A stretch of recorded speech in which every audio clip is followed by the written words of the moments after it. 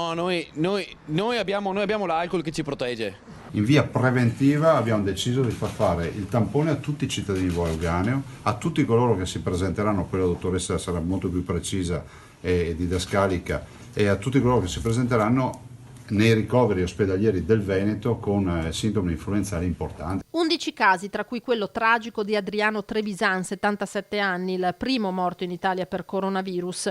Vo' Euganeo è un paese deserto, come testimoniano le immagini, con le ricerche sempre più stringenti del cosiddetto paziente zero, quello che avrebbe portato il virus. Voi avete finito le mascherine?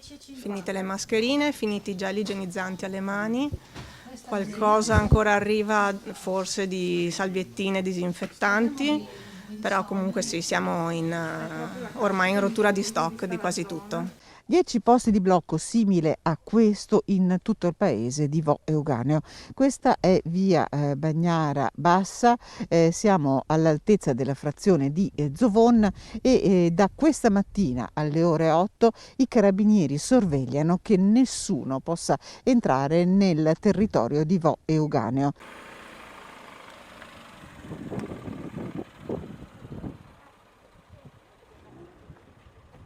Stiamo andando a farli. E quanti ne farete oggi?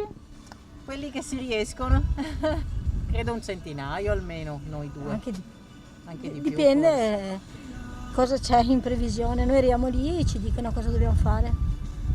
Dove andate esattamente? A Vo'. Da sanitari abbiamo detto più volte, insomma, avete qualche preoccupazione a fare? Sinceramente no.